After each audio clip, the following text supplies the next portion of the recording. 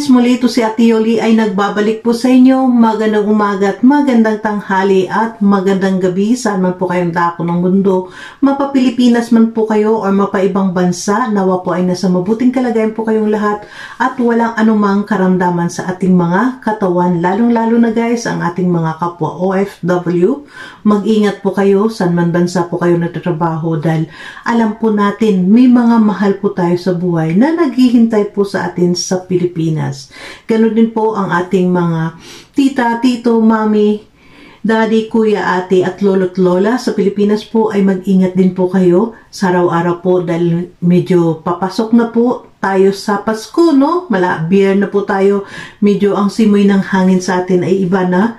Mag-ingat po tayo. Bawal po ang magkasakit, di po ba? So, dito po, may bibigyan po tayong isang reaction video. Pero bago po tayo pupunta po sa ating reaction video, nais ko po muna, supportan po muna natin ang Team Kalingap sa pangunguna po ni Kuya Bal Santos Matubang, Ate Edna's Vlog, and Kalingap Rob. Ganon din po guys, si Ruel of Malalag, supportan po natin, and Kalingap Dan, and of course Rochelle Morales Vlog. Ito sila guys, supportan po natin dahil sa kanila pong paglingap ay malaki po ang ating naitutulong po sa kanila sa hindi po natin pag-skip ng ads sa kanila mga video upload, no? Dahil dito gayon guys ay grabe, nakakaiba po ang ating reaction video. Ito po ay isang living testimony po ng isang natulungan ng Team Kalingap. Pero bago pong lahat guys, makisuyo na rin po si Ate Yoli's Vlog. Sa mga hindi pa po nakapag-subscribe kay Ate Yoli's Vlog, please do subscribe my channel Ate Yoli's Vlog at paklik na rin po guys ng ating notification bell na sa bawat video upload po natin ay ma-notify din po kayo. So, let's go. Puntahan po natin guys ang ating video clips kung saan ay nakita ni Kalingap Rob, no? Pati si Kalingap Rob ay napaluwa sa saya. So, let's go. Samahan niyo po ko, guys. Ano, kuya? Ha? Grabe po ako, ha? Ano? Nakita ko na ako? Nanina ko lang. Nakita ko ako. Ano, Pogi? Oo, grabe. Salamat, oh. Oh, ayan. Oh. Kita mo na ako? Ay, grabe, sir. Focus ka mo lang, kuya. Alit yan. Grabe ka na ito, ha? Ano pala po? Ilang kami? Ano? Isa, dalawa, tatlo, apat, lima. Ay, grabe! Ano si Kuya? Grabe. Grabe. Kuya Robin yan. Ay, si Kuya Robin. Magkalala kayo. Si Robin. Wala si Pure Health. Ay, si Kuya Ian Ramirez. Si Kuya David. Yun. Wala si Pure Health saka si Kuya Nico. Pero grabe.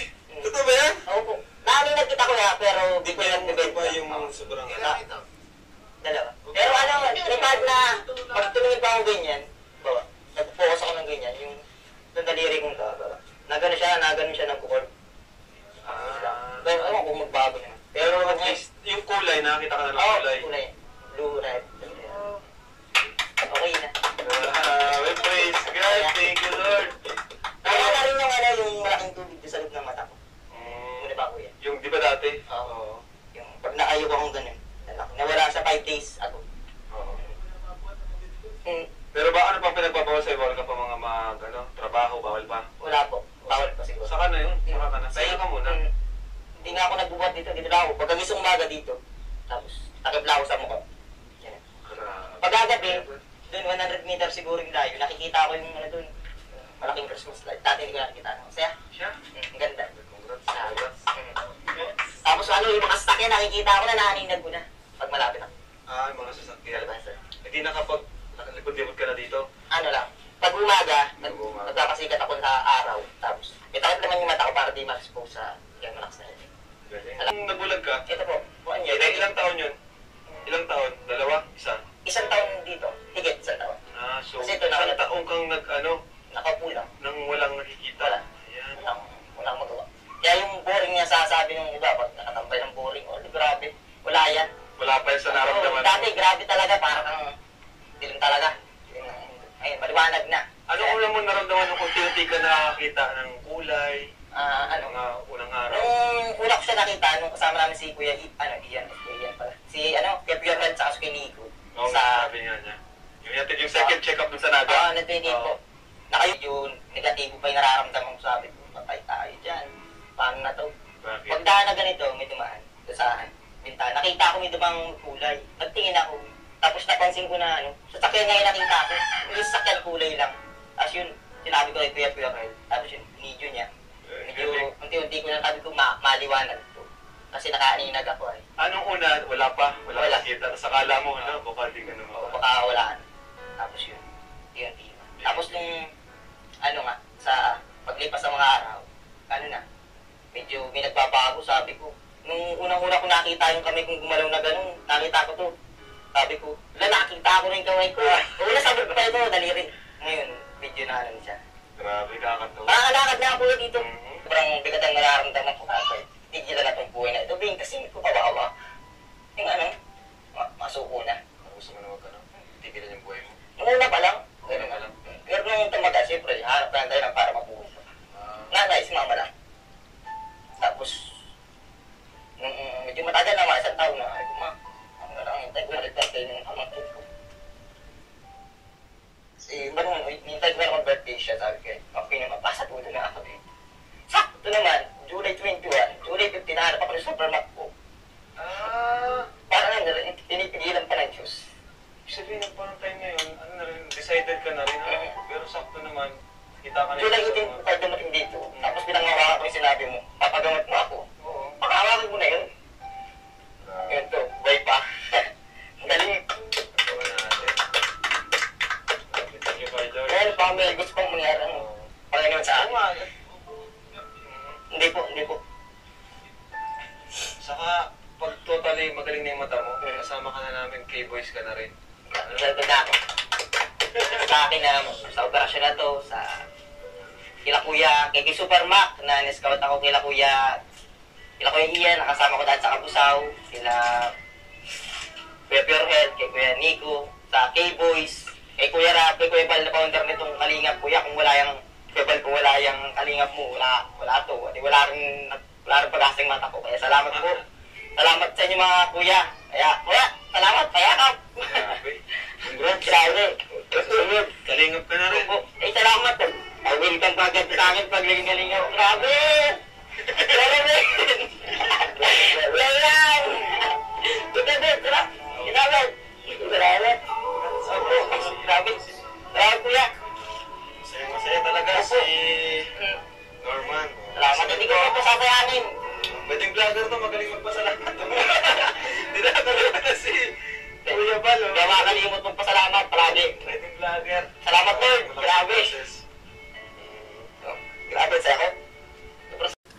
So yun guys, nakita nyo ng ating video clips na walang iba tayo ditong re-reactionan si Norman na dati po isang bulag, higit isang taon po si Norman na hindi po nakakita. Mahigit po siya isang taon na ang kanyang paligid ay kadiliman. Dilim, wala po siya nakikita. Siyempre, pag tayo po ay bulag, wala po tayong nakikita kundi madilim, Pero dito guys, nakita nyo naman, pinakita natin dyan guys, ito mo, makita nyo lang po dito guys sa gilid natin ang mga naunang vlog ni Kalinga Prab, dahil yung pinakita natin kanina sa video clips, yung successful, na magandang balita para sa ating lahat, na ito ay isang, masabi natin, isang katagumpayan ng Team Kalingap, katagumpayan ni Kalinga Prab, isa pong napaka-proud, magiging proud po talaga si Kuya Bal, si Ate Edna's Vlog dito kay Kalinga Prab guys, dahil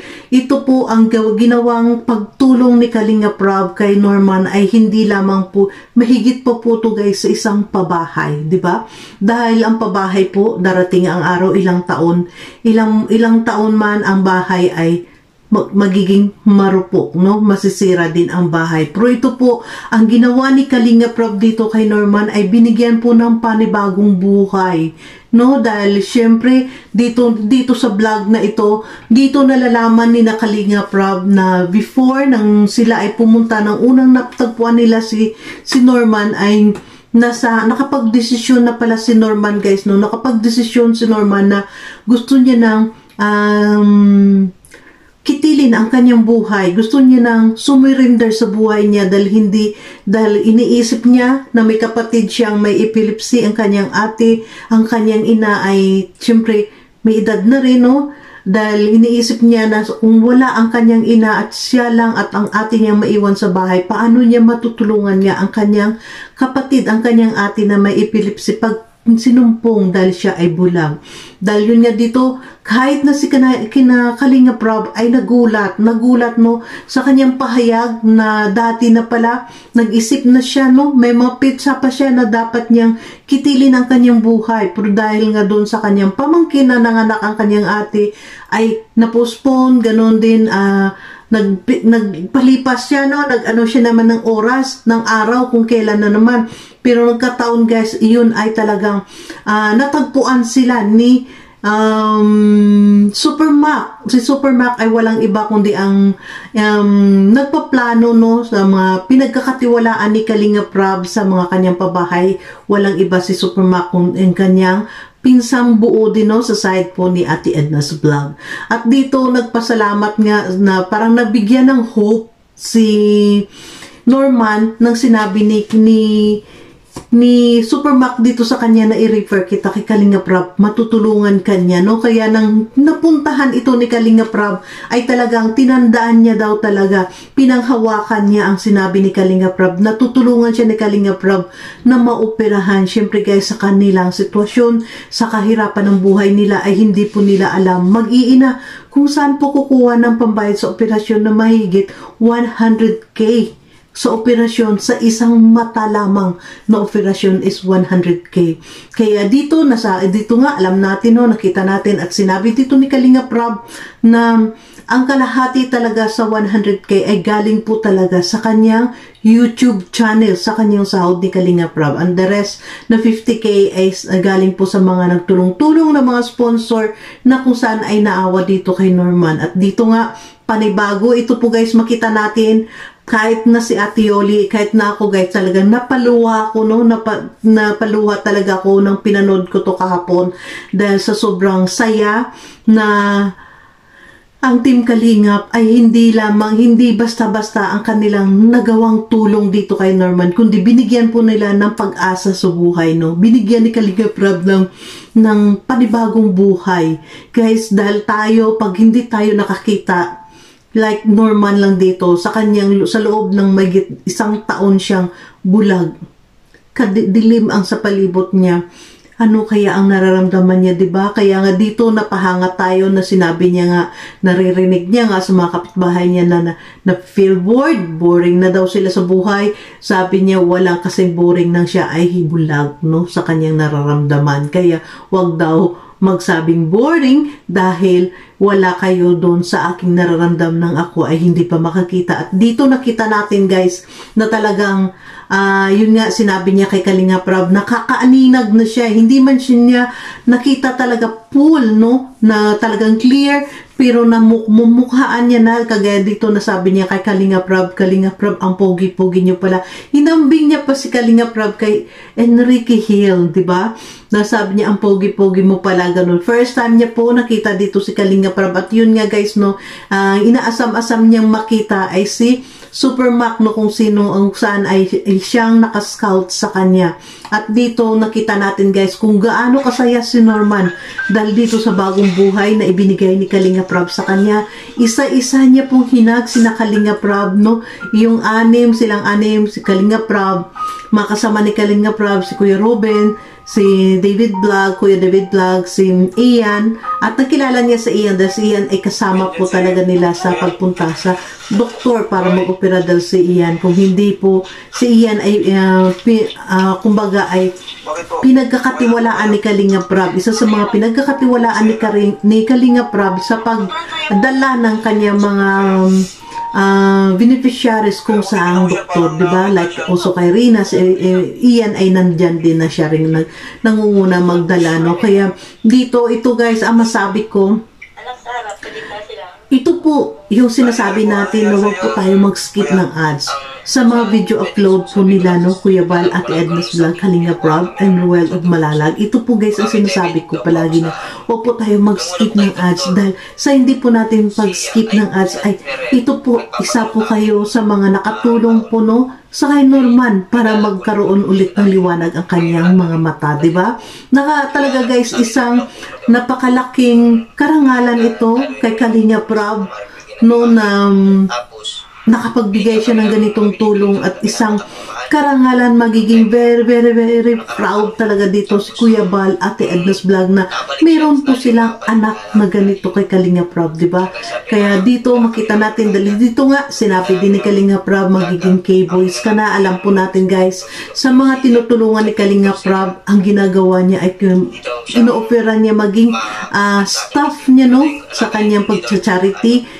Magiging kasama din ito si Norman. Yun nga, inintay lang, sinasabihan ni Kalinga Prab, hintay na full recovery ka na talaga dahil bago opera nga ito at need pa rin pong operan ang kabila niyang mata, diba? Kaya dito maraming salamat talaga. Talagang nagpapasalamat ako dahil may team Kalingap, dahil grabe guys, ang nararamdaman nating saya sa dito pa lamang, no, sa isang tao, isang binata na muntik na, gusto nang nakita nyo ayan, nakita nyo dito guys sa gilid natin, no, pinapakita natin kung paano iyak niya noon na gusto niya nang sumuko sa buhay niya dahil gawa nga hindi man siya makatulong sa kanyang magulang, sa kanyang ina, no, na sa kanyang sitwasyon, isa pa niya na isa pa siyang pabigat sa kanyang ina. Kaya dito napakalaking halaga po ang hindi po natin pag-skip ng ads sa mga video upload po nila, di ba? Kaya maraming salamat guys. Sana marami pa dito matulungan si Kalinga Prab kagaya nito ni Norman. Dahil ito guys, totoo po. Ito pong pagtulong ang naganap kay Norman, sana nabigyan ni Kalinga Prab ng isang liwanag muli sa kanyang buhay, ay higit pa po ito sa isang pabahay. Di ba? Kaya napaka-bless po ni Norman, napaka-bless po ng pamilya niya. Natatagpuan po sila ni Super Mac. At dito nakita naman natin guys kung gaano kasaya at gaano nagpasalamat dito si Norman kinakalinga Prab na iniisa-isa niyang hagpahag nga Kuya Rab, pahag nga, diba? Grabe guys, nandun, alam mo, nang nakita ko nang sinabi niya pahag nga Kuya Rab, talagang natuloy yung luha ko dahil so sobrang saya, galak din ako guys na nakita ko na siya ay talagang grabe, hindi alam ni Norman kung saan ilagay ang kanyang galak sa kanyang bagong paningin ngayon, di po ba? Kaya napakaganda po, sana ay dadami pa po ang magsuporta kay Kalinga Prab. Suportahan po natin guys, kahit wala man ngayon si Kalinga Prab mga teleserye, suportahan po natin guys dahil ito po ang teleserye na ginagawa ni Kalinga Prab ay isa lamang po yun sa mga kanyang pag-good vibes, na ayun ay ang kita doon sa teleserye ay yun po isa sa mga pinandadagdag ni Kalinga Prab sa kanyang mga tinutulong. So dito guys, suportahan po natin kahit wala pong teleserye, support po tayo kay Kalinga Prab at kay Kuya Bal, kay Ate Edna at sa lahat po ng mga matubang pamilya, kay Ruel of Malalag. Ayun, nakita naman natin guys ang kanilang mga ginagawa sa araw-araw, diba? So thank you so much, maraming salamat po. Ito po ay talagang binigay ko lang po itong ganitong reaction dahil hindi po ko talaga na grabe ang saya ko rin nakita na isang dating bulag ay talagang nagawa ng paraan, talagang dahil kahit nasa kabila na gusto niya nang magpakamantay, gusto niya nang kitilin ang kanyang buhay, no? Pero alam po natin guys, ang Panginoon lang nakakaalam kung kailan po niya tayo babawiin. Dahil yan nga, on time, ibinigay niya po sa pamilya ni na Norman ang kalingap. Diba? So, thank you so much and God bless everyone. Bye!